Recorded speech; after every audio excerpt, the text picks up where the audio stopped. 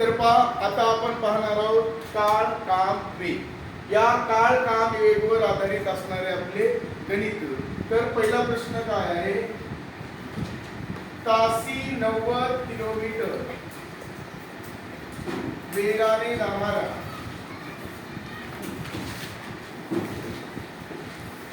तासी 90 kilometre वेगाने जाणाऱ्या 600 metre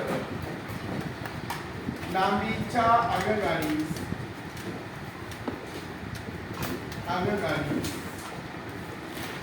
एक बोगदा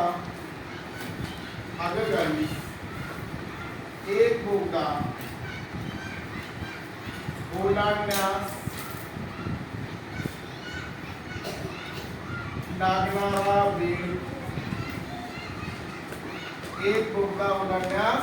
लागणारा वेळ किती।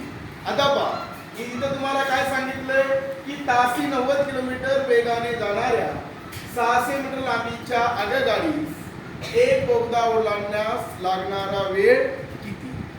आता इथं तासी वेग दिलाय, इथं तुम्हाला गाडीची लांबी दिली आणि तुम्हाला या ठिकाणी सरळ सरळ काय करायचं आहे, वेळ काढायचा आहे। मग जर वेळ काढायचा असेल तर वेळ बरोबर अंतर छेदात वेग। आता इथं दिलेल्या गाडीची लांबी कशात आहे, मीटर मध्ये आहे। मग जर गाडीची लांबी जर मीटर मध्ये असेल तर आपल्याला इथं काय घ्यावं लागेल, गुणिले 18/5। इथं आपल्याला 18/5 का घ्यायचे, कारण की एका तासात किती मीटर असतात, एका तासात किती सेकंद असतात, 3600। आणि एका किलोमीटर मध्ये किती मीटर असतात, 1000 मीटर। मग आता पहा, हे दोन कटले, हे दोन कटले, बे पंच 10, बे एक बे किती उरला, एक उरला, किती झाले 16, बे आठी 16, मग किती आलं 18/5। म्हणून जर गाडीची लांबी किंवा लांबी जर तुम्हाला मीटर मध्ये असेल किंवा जर दिलेली वेळ जर ही तुम्हाला सेकंदात असेल तर तुम्हाला काय घ्यायचे, 5/18 किंवा 18/5।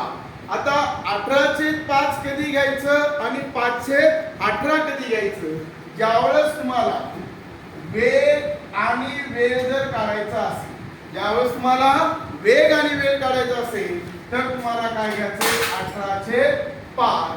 आणि जर तुम्हाला अंतर काढायचं असेल तर तुम्हाला काय घ्यायचंय 5/18। आणि जर दिलेली वेळ जर तासात असेल आणि जर दिलेलं अंतर जर किलोमीटर मध्ये असेल तर तुम्हाला 5/18 किंवा 18/5 घ्यायचं नाही। मग आता आपण इथे काय घेतलंय, 18/5 घेतले। इथं 18/5 का घेतले, कारण दिलेली गाडीची लांबी कशात आहे, मीटर मध्ये। मग पहा, एकूण अंतर किती दिले आपल्याला, म्हणजे गाडीची लांबी किती दिली 600, छेद तासी वेग किती आहे 90 गुणिले 18/5।